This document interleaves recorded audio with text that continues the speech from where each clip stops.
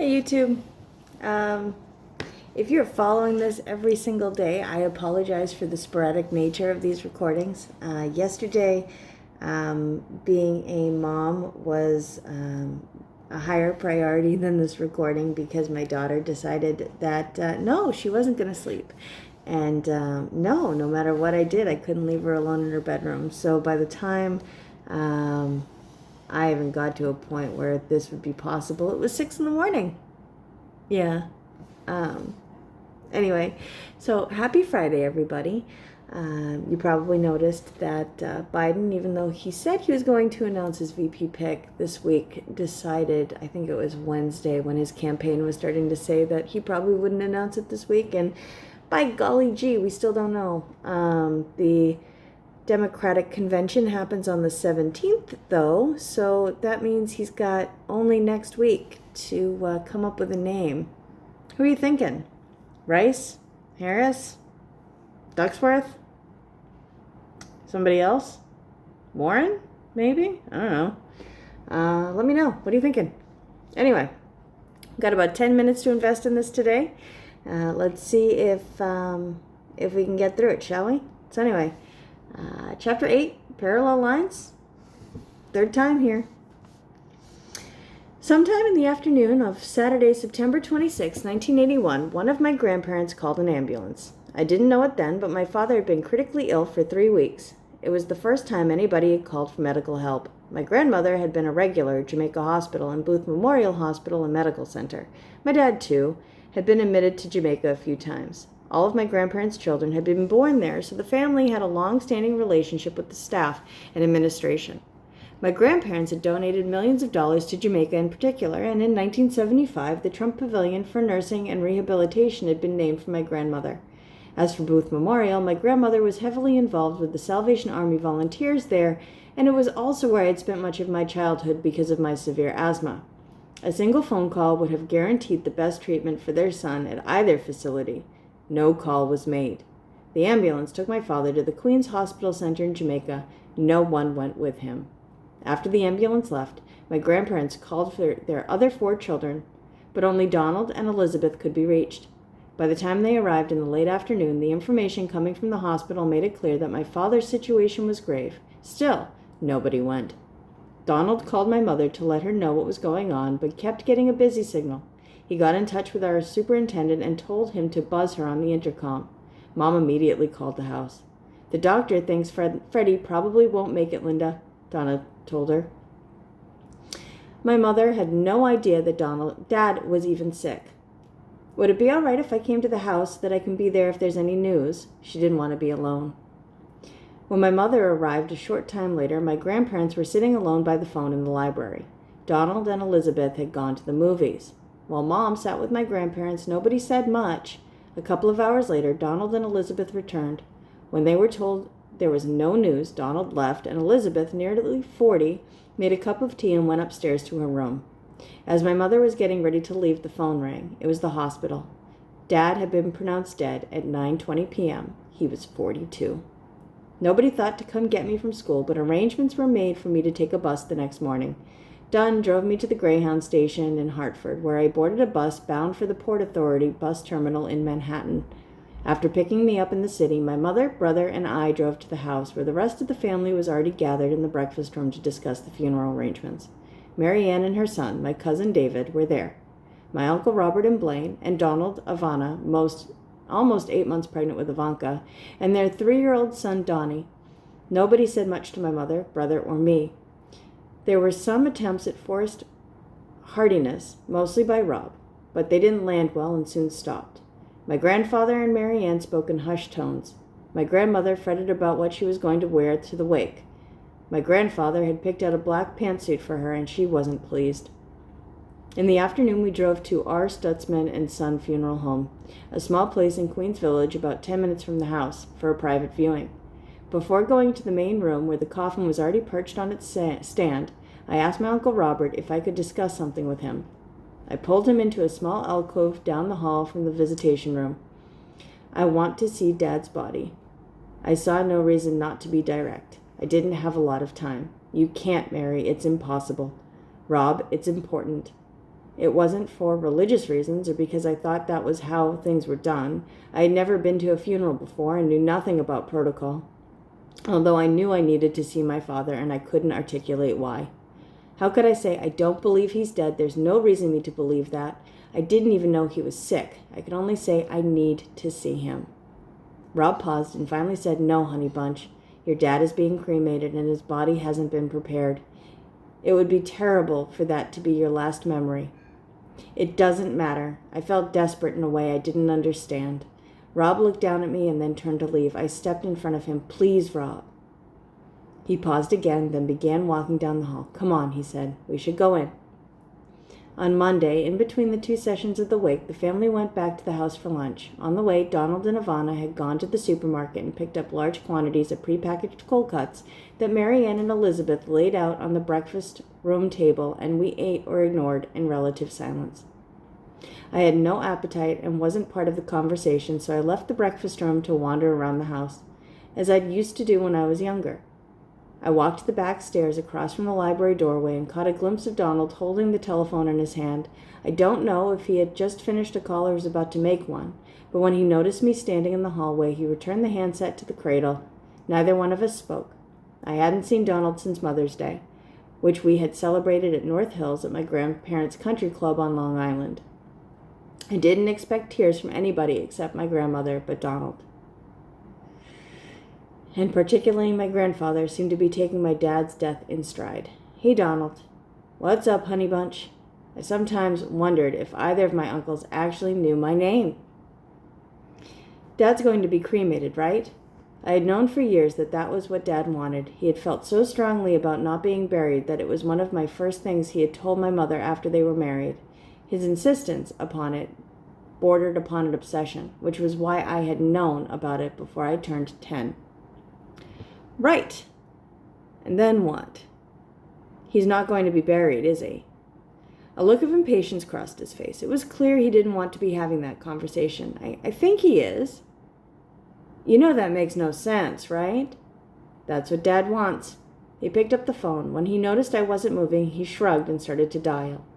I turned to climb the back stairway. On one end of the long second-floor hallway was Elizabeth's corner room with Mary Ann's on the other side of their joint bathroom. On the other, Donald and Robert's shared bedroom was outfitted with blue and gold bedspreads and matching window treatments. My grandparents' much larger master bedroom stood right next to theirs and included Gam's separate dressing room with mirrored walls. In the middle of the hallway was the cell. Dad's cot had been stripped, exposing the thin mattress. His portable radio was still on the small bedside table. The door to the closet was ajar, and I saw a couple of white button-down shirts hanging askew on wire hangers. Even on such a sunny day, the only window let in very little light, and the room looked austere in the shadows. I thought I should go in, but there was nothing for me there, so I went back downstairs. The wake fell on the first night of Rosh Hashanah, but many of Dad's fraternity brothers still came. His friend Stu, who had often attended dinner parties and charity events at Jamaica Hospital with his wife, Judy, probably knew my family better than any of Dad's friends other than Billy Drake. Stu saw my grandfather standing alone in the back of the room, and he walked over to pay his respects. The two men shook hands, and after offering his condolences, Stu said, "It looks like real estate isn't doing so well. I hope Donald's okay. I see him in the news a lot, and it looks like he owes the banks a lot of money." Fred put his arms around his dead son's friend and said with a smile, "Stuart, don't worry about Donald. He's going to be just fine." Donald wasn't there. My brother gave the only eulogy, or at least the only one I remember, written on a sheet of loose-leaf paper, probably on the plane ride from Orlando, where he was a sophomore at Rollins College. He reminisced about the good times he and Dad had had together, most of which had occurred before I had been old enough to remember them, but he refused to shy away from the fundamental realities of my father's life. At one point, he referred to Dad as the black sheep of the family, and there were audible gasps from the guests. I felt a thrill of recognition and a sense of vindication, at long last.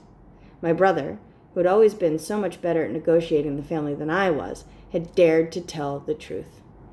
I admired his honesty. He had so many more good memories of my father than I did. As the wake drew to a close, I watched as people began to line up, walk past the coffin, pause with eyes closed, hands clasped, sometimes kneeling on a low-cushioned bench that seemed to have been put there for the purpose, and then moved on. When my Aunt Elizabeth's turn came, she began to sob uncontrollably. In the midst of all that stoicism, her display of emotion was jarring, and people looked at her with muted alarm. But no one approached her. She placed her hands on the coffin and slid to her knees. Her body was shaking so badly that she lost her balance and fell sideways on the floor. I watched her fall. She lay there as if she had no idea where she was or what she was doing, and continued to cry. Donald and Robert finally came from the back of the room, where they'd been talking to my grandfather, who stayed where he was. My uncles lifted Elizabeth from the floor. She limped between them as they pulled her from the room. I approached the coffin eventually, tentatively.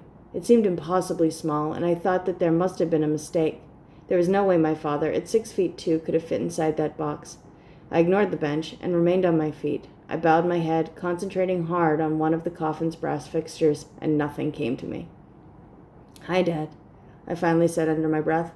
I racked my brains as I stood there looking down until it occurred to me that I might be standing at the wrong end of the coffin, that the conversation I was trying to have with my father was being directed at his feet. Mortified, I took a step back and returned to my friends.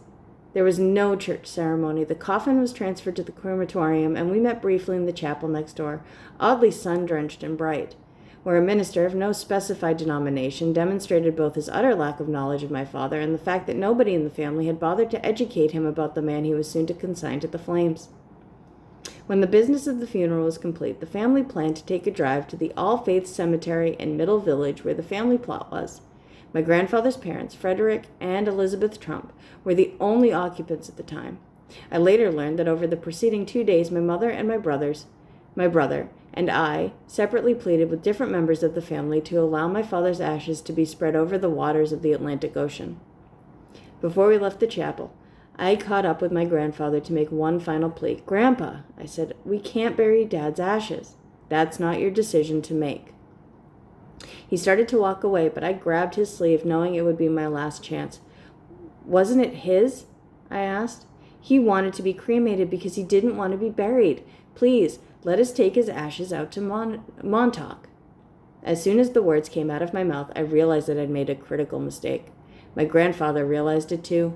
He associated Montauk with my father's frivolous hobbies such as boating and fishing, activities that had distracted him from the serious business of real estate. "Montauk," he repeated, almost smiling. "That's not going to happen. Get in the car." Sunlight glinted off the marble and granite grave markers as our grandfather, his light blue eyes, squinting beneath his enormous eyebrows at the brightness of the day, explained that the tombstone, which was already inscribed with his mother's and father's name, would be removed temporarily so my father's name and dates could be added.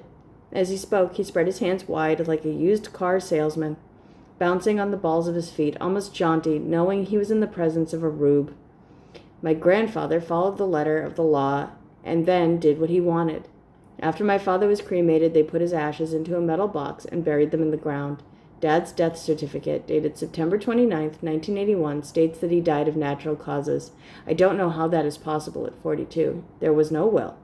If he had anything to leave, books, photography, his old 78s, his ROTC and National Guard medals, I don't know. My brother got Dad's Timex. I didn't get anything. The house seemed to grow colder as I got older. The first Thanksgiving after Dad died, the house felt colder still. After dinner, Rob walked over and put his hand on my shoulder. He pointed to my new cousin Ivanka sleeping in her crib. "See, that's how it works." I understood the point he was trying to make, but it felt as though it was on the tip of his tongue to say, "Out with the old, in with the new." At least he had tried. Fred and Donald didn't act as if anything was different. Their son and brother was dead, but they discussed New York politics and deals and ugly women, just as they always had. When Fritz and I were home for Christmas vacation, we met with Erwin Derwin, one of my grandfather's lawyers, and after Matthew Tosti died, my mother's main contact, in order to go over the details of my father's estate. I was shocked to find out that he had one. I thought he died virtually penniless, but apparently there were trust funds that had been set up by my grandfather and great-grandmother, such as the one that had paid for boarding school, that I didn't know about at the time. They were to be split between me and my brother and kept in trust until we turned 30. The people appointed to manage those trust funds and to protect Our long-term financial interests were Irwin Durbin, my Aunt Marianne, and my uncles Donald and Robert. Although Irwin was the point man, it was he we had to call or meet with if we had a question or problem or any unforeseen financial needs. Donald was the ultimate arbiter of approval and the co-signer of all checks. Stacks of documents covered Irwin's desk.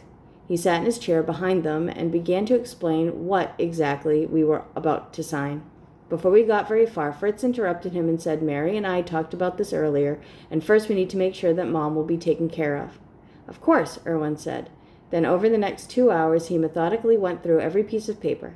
The actual amount of money my father had left wasn't clear to me. The trusts were complex financial arrangements, at least to a 16-year-old, and there was what seemed to be a huge tax burden.